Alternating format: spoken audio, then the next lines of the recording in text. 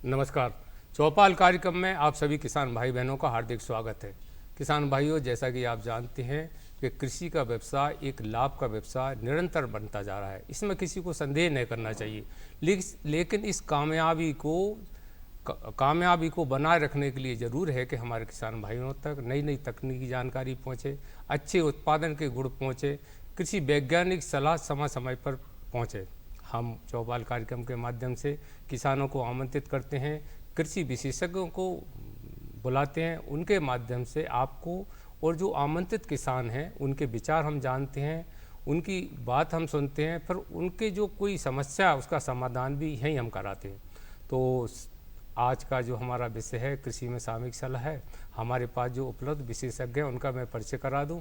Doctor Rajesh Verma जी हैं, आप वरिष्ठ कृषि वैज्ञानिक हैं। डॉक्टर सिंधे जी हैं, अनिल सिंधे जी, आप पशु चिकित्सा संबंधी जो भी जानकारी है उस संबंध, जैसे दुधारू पशुओं में इस समय क्या सामयिक काम करना चाहिए इस संबंध में जानकारी देंगे। डॉक्टर लक्ष्मी चौहान जी हैं, आप मुर्गी पालन से संबंधित जानकारी देंगे। आप मैं किसान भाइयों से कहूँगा अपना परिचय दें। भगवान सिंह जी अपना परिचय दें पहले। मैं भगवान सिंह ठाकुर, निवासी ग्राम बनखिरिया, तहसील खुरई, जिला सागर से हूँ। मैं एमएससी एजी करने के बाद मध्य प्रदेश शासन कृषि विभाग में कार्यरत रहा। नवंबर 21 में रिटायर्ड होने के बाद मैं अपनी खेती कर रहा हूँ ग्राम पर, और खेती में उन्नत तकनीकों को अपनाते हुए खेती कर रहा हूँ। जी जी। लक्ष्मण सिंह मीणा, ग्राम गोकलपुर, तहसील शमशाबाद, ब्लॉक नटेरन, जिला विदिशा, मध्य प्रदेश से हूँ। खेती का काम करता हूँ और खेती के साथ साथ साइड में नर्सरी का काम करता हूँ और औषधि खेती का काम भी। बताएं, नर्सरी के बारे में बताएं थोड़ा। नर्सरी में सैकड़ों प्रजाति के पौधे में लगाता हूँ और नर्सरी एक बहुत बढ़िया आमदनी का स्रोत है, जो हम पर्यावरण के लिए भी लाभदायक है और हमारे लिए आमदनी का भी एक बढ़िया स्रोत है, जो कम जमीन में अच्छी मुनाफा जिससे हम कमा सकते हैं। जी, मैं थम्मन सिंह लोधी, ग्राम मैनवार, तहसील बटियागढ़, जिला दमोह का रहने वाला हूं और मैं करीब 5 वर्षों से जैविक खेती कर रहा हूं। क्योंकि जैविक खेती में लागत तो बिल्कुल है ही नहीं और मुनाफा भी ज़्यादा नहीं है, लेकिन हाँ उसका रेट टाइट मिलता है मेरे को, कम से कम 1.25 या 1.5 रेट प्राप्त हो जाते हैं। तो स्वास्थ्य के लिए भी बेहतरीन है और हमको पैसा भी अतकारा मिल जाता है मार्केट से। जी जी जी। मैं शिवेंद्र सिंह राजपूत, ग्राम बाड़र, तहसील शमशाबाद, ब्लॉक नटेरन, जिला विदिशा से हूँ। मैं 2018 से जैविक खेती भी चालू कर दी है मैंने, और साथ में औषधीय फसलें भी हम उगाते हैं, प्लस प्रसंस्करण का काम भी चालू करा है मैंने। तो आंवले से कई उत्पाद हम बनाते हैं, जैसे लड्डू है, कैंडी है, अचार है, चटनी है, मुरब्बा है। तो प्रसंस्करण करने से मतलब खेती के साथ अगर प्रसंस्करण का काम किसान किसी भी चीज़ का एक करता है तो मुनाफा 2 गुने से और 4 गुना तक जाता है। इस तरह से किसान की आय को हम बढ़ा सकते हैं। हम अपनी आय को हमने बढ़ाई है, हमारा ये अपना अनुभव है। मैं भगवत सिंह मीणा, ग्राम गोकलपुर, तहसील शमशाबाद, जिला विदिशा, मध्य प्रदेश का रहने वाला हूँ। मोए कृषि से जब से मैंने होश संभाला है, जब से लगाव है, और खेती करने के साथ साथ मैं सब्जी भाजी की भी खेती की है। इसमें इस हद तक पहुंच गए कि 2000 में नाडू कलेक्टर साहब ने मुझे प्रशंसा प्रमाण पत्र दिया था। अभी 4 साल पहले पंकज जैन कलेक्टर साहब ने, मैंने खीरा ककड़ी की और तरबूज की खेती करी थी। उस टाइम पे लॉकडाउन था, कलेक्टर साहब मौके पर नहीं आ पाए, तो उनने 25,000 नगद पुरस्कार खाते में डाला और प्रशंसा प्रमाण पत्र घर पहुंचाया। जी, उनको नगद पुरस्कार भी, जैसा भी आपने बताया कि 25,000 को दिया। ऐसे किसानों की हम बहुत प्रशंसा करते हैं। अपना परिचय दें। हाँ, मेरा नाम सुदीप चौरसिया है। मैं ग्राम गढ़ी, तहसील गैरतगंज, जिला रायसेन, मध्य प्रदेश का एक युवा किसान हूँ।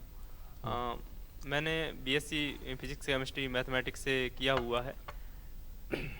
मैंने भोपाल में एसएससी का कोचिंग किया और वहाँ से मैं जो है उसमें सिलेक्शन भी हुआ है मेरा। लेकिन किसान का बेटा होने के नाते मुझे किसानी से मेरा बहुत पहले से लगाव रहा है। राजमल पाटीदार, ग्राम मुंगालिया छाप, किसान। इस समय हम गेहूं रबी की फसल में गेहूं चने की फसल लगाते हैं और अच्छे समय समय से खाद पानी देते हैं तो आज बढ़िया उत्पादन लिया जाता है। जी, तो किसान भाइयों, ये थे प्रदेश के विभिन्न गांवों से पधारे सफल किसान जो अपने अपने क्षेत्र में निरंतर अच्छा प्रयास कर रहे हैं। और खेती का लाभ का धंधा तो इन्होंने बना ही दिया, लेकिन निरंतर अलग, जैसे हमारे एक किसान भाई ने बताया कि मैं नर्सरी करता हूँ।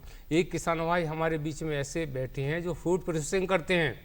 वह अपने गांव में रह के अपने उत्पाद को प्रोसेसिंग करके बाजार में बेचते हैं, इससे लगभग उनको चौगुना लाभ मिलता है।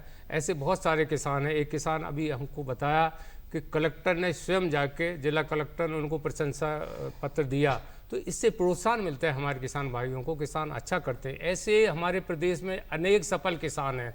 तो मैं डॉक्टर राजेश वर्मा जी से सबसे पहले ये जानना चाहूँगा कि रबी फसलों में क्या सामयिक कार्य हमारे किसान भाइयों को करना चाहिए।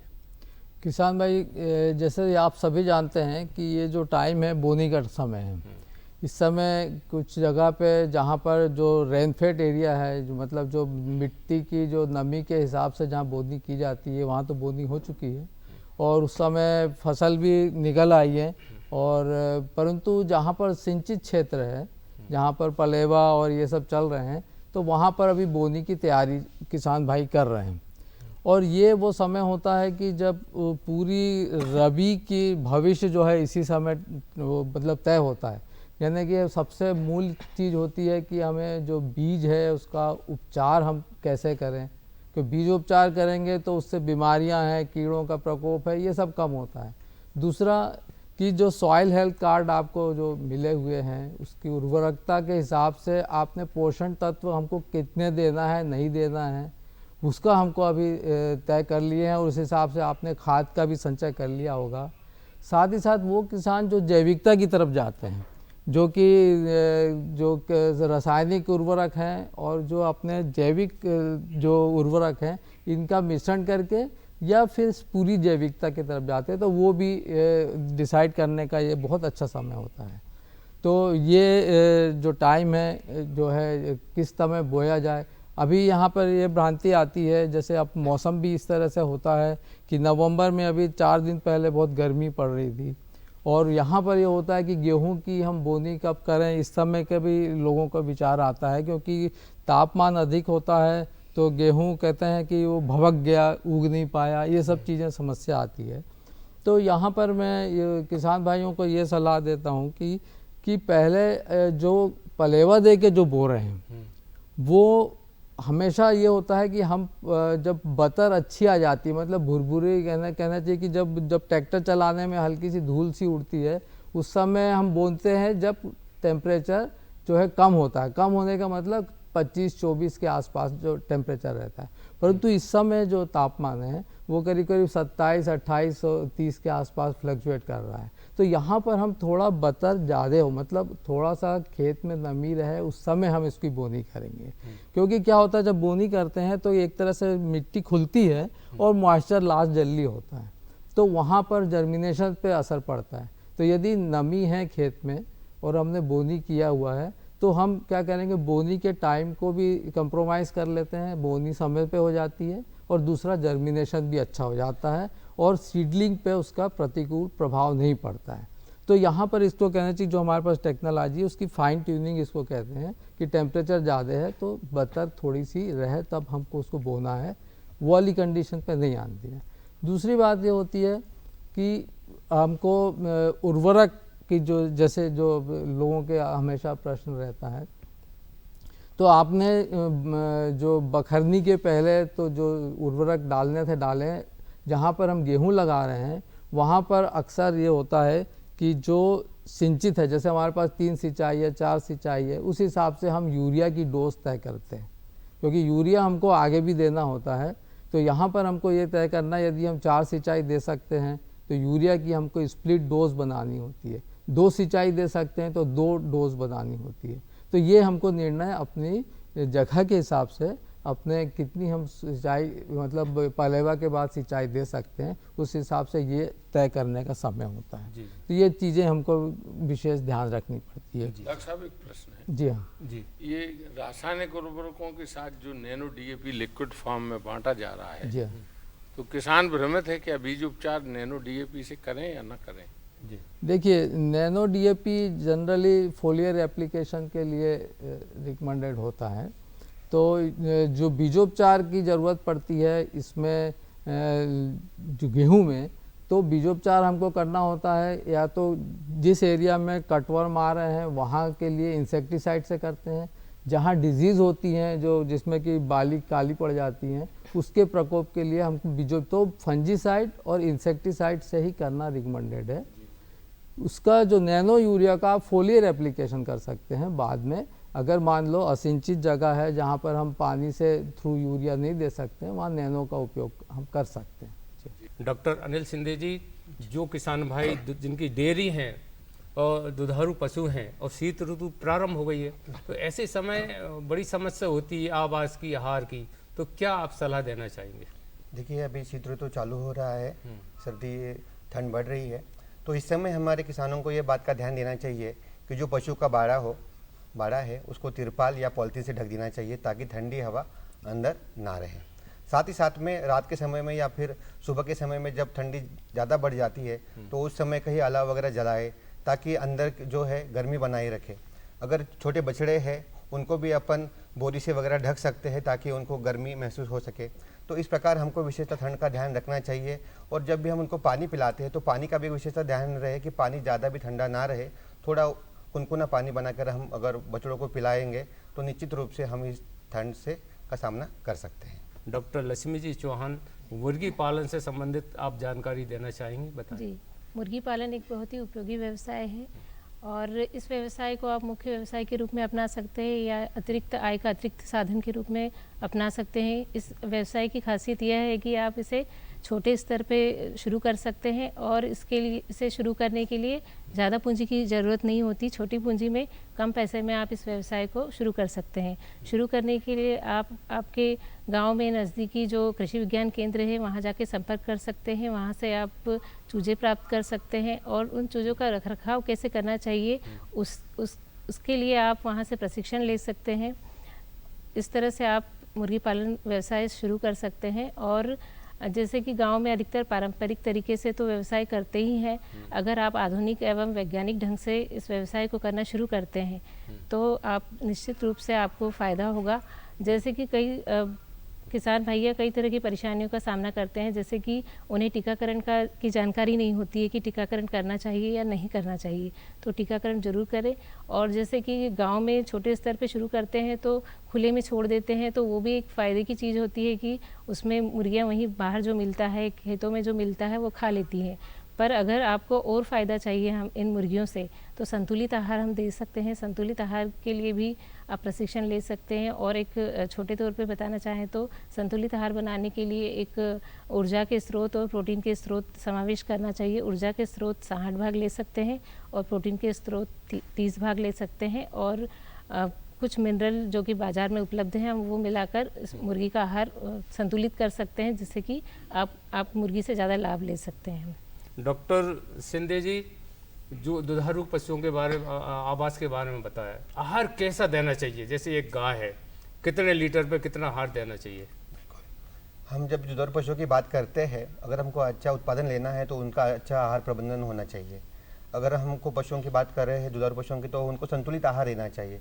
संतुलित आहार मतलब कि उसमें हरा चारा है, सूखा चारा है, खनिज लवण मिश्रण है, ये सही मात्रा में लेना चाहिए। अगर हम हरे चारे की बात करते हैं तो एक गाय भैंस को 15 से 20 किलो जब वो शुष्क अवधि में है तब देना चाहिए। अगर वो दूध दे रही तो हमको उसको 20 से 25 किलो हरा चारा देना चाहिए।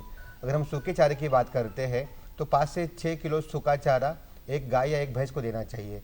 साथ साथ में जब खनिज लवण की बात करते हैं तो 2 से 3 किलो खनिज लवण उनको 100 किलो के पीछे मतलब ये देना चाहिए। ये खनिज लवण क्या होता है? खनिज लवण मतलब कि कैल्शियम, फॉस्फोरस, ये जो मिश्रण रहता है इनको खनिज लवण मिश्रण कहा जाता है। इसको भी अपन आहार में उनके मिलाते हैं। साथ साथ में जो दाना मिश्रण की बात रोकना चाहूँगा, भगवत सिंह जी को जानना चाह रहा है, पूछ लें। हम ये जानना चाह रहे हैं कि ऐसे 4 लीटर भैंस दूध देती है और 2 देती है, लीटर के हिसाब से खरी चापड़ देना चाहिए या और दूसरा तरीका है जानवर का? जी बताएं। पर केजी के हिसाब से। यस, हाँ, देखिए जब हम दाना मिश्रण की बात करते हैं तो पशुओं को उनके शरीर रक्षण के लिए हमको 2 किलो दाना मिश्रण देना चाहिए, और साथ साथ में अगर वो दूध दे रही है तो उनको, एक भैंस है तो उसको 500 ग्राम दाना मिश्रण 1 लीटर दूध के लिए देना चाहिए। अगर वो 5 लीटर दूध दे रही है भैंस तो हमको 2.5 किलो दाना मिश्रण उसको भैंस को देना चाहिए। जी डॉक्टर साहब एक और एक क्वेश्चन है, सर्दी में भैंस को नहलाना चाहिए? सर्दी में देखिए सुबह के समय में नहीं, पर दोपहर के समय में आप भैंस को नहला सकते हैं ताकि मतलब वो भी फ्रेश महसूस कर सके और अच्छा उत्पादन अपन ले सके। इसके लिए भैंसों को भी मतलब दोपहर के टाइम पे थोड़ा अपन नहला सकते हैं। संदीप जी कुछ जानना चाह रहे हैं? जी सर। सर जैसे अभी जो चना मसूर हम अभी बो रहे हैं या बोने वाले हैं अभी के समय में, तो हमारे खेतों में कुछ उकसा की समस्या आती है, तो अभी उसके लिए क्या किया जा सकता है? देखिए उकसा का मैंने आपको कहा कि बीजोपचार हमको करना है, थीरम और कार्बनडाजिम से 2 ग्राम प्रति केजी के हिसाब से उसको उपचारित करके लगाएं। तो इससे क्या होगा कि शुरुआत में हमने इसको कंट्रोल कर लिया। दूसरा आता है कि जो उकसा रोग है इसको नियंत्रित करने के लिए जैविक विधियां हैं हमारे पास। जी। अब जैविक विधियों में क्या होता है कि ये आपके खेत में एक दिन में जाएगा नहीं, परंतु इसको जैविक विधि ये होती है कि यदि हम उसके साथ इंटर क्रॉपिंग करें या फिर कहना चाहिए ट्रैप क्रॉपिंग, किनारे किनारे यदि हम गेंदा या गेंदी के पौधे लगाते हैं और उसी खेत में बारिश के समय यदि हमने सोयाबीन ज्वार की चरी लगा दी, बाद में उसको अपनी खरीफ की बोनी के पहले उसको निकलवा दिए, मतलब अगर हमने जून में महीने में लगा दिए और जुलाई में उसको करके अपना खेत में फिर से जो बोनी करते हैं वो करें, तो इससे क्या होता है कि उकसा जो है खेत से निकलता है। इसमें कारण क्या होता है कि जड़ों में इनकी एक तरह का विषाणु जिसको एलेलोटॉक्सिन कहते हैं वो निकलता है, जो कि उकसा के जीवाणु को मारता है। तो बिना दवाई डाले इसका चरी के रूप में हम अपने जानवरों को खिला सकते हैं, या फिर गेंदा गेंदी लगा के हम उसको दिवाली के टाइम पे जब भाव अच्छे रहते हैं बेच सकते हैं। तो उसका नेचुरल जैविक नियंत्रण भी होता है।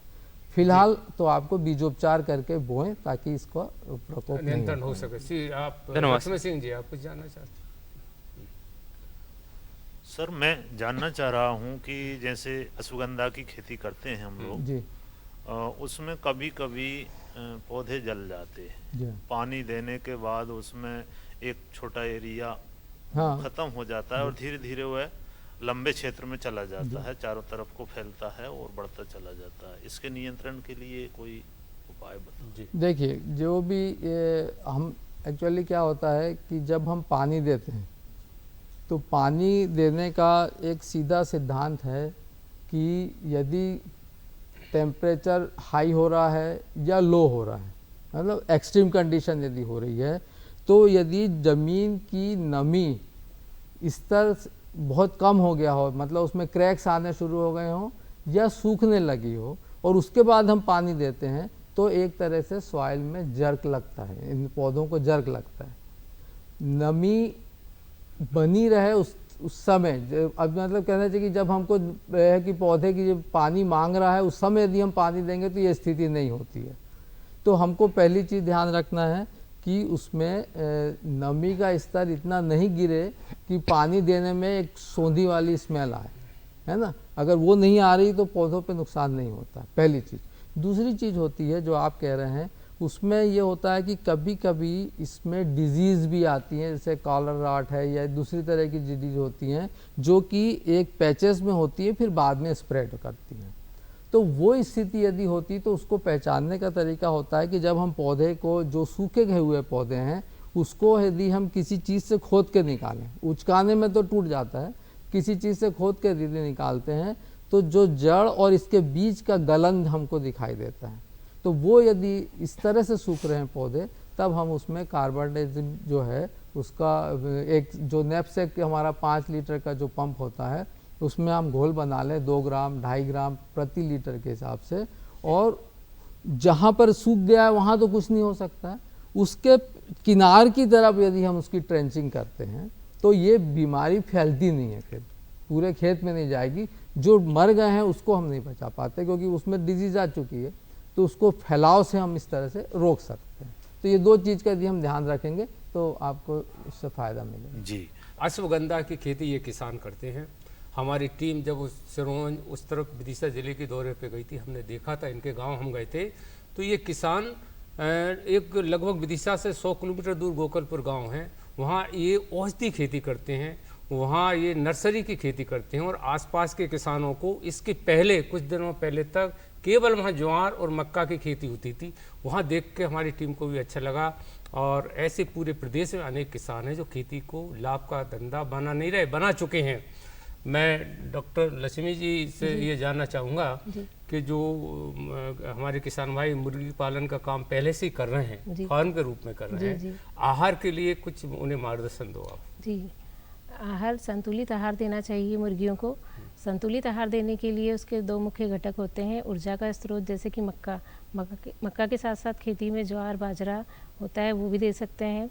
और प्रोटीन के स्रोत है जैसे कि सोयाबीन की खली, मूंगफली की खली, अरहर चुनी, ये दे सकते हैं। तो इसका एक कुछ मात्रा होती है कि इतनी मात्रा में ऊर्जा स्रोत देना चाहिए, इतनी मात्रा में प्रोटीन का स्रोत। तो ऊर्जा का स्रोत 60 भाग लेते हैं। जैसे मक्का अगर आपको 100 किलो दाना बनाना है तो 60 किलो आप ऊर्जा का स्रोत लेंगे, 30 किलो आप प्रोटीन का स्रोत लेंगे, और कुछ खनिज लवण मार्केट में उपलब्ध होते हैं, वो लेकर आप 100 किलो दाना बना सकते हैं।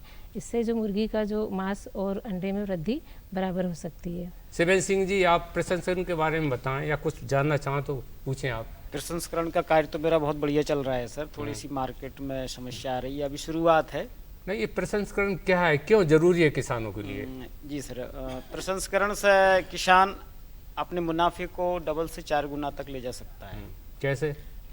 जैसे कि आंवले की जैसे फार्मिंग भी करता है, तो आंवले का रेट मंडी में होता है 20-30 रुपए किलो प्रति किलो, और उसकी प्रोसेसिंग करके अगर उसको बेचा जाए तो कोई भी उत्पाद उसका 100 रुपये 150 रुपये किलो से कम बिकता नहीं है। जैसे अचार डालते हैं तो 200 रुपये किलो हो जाता है, कैंडी बनाते हैं तो 450 रुपये किलो हो जाती है, उसका लड्डू 300 रुपये किलो मिनिमम बता रहा हूँ ये।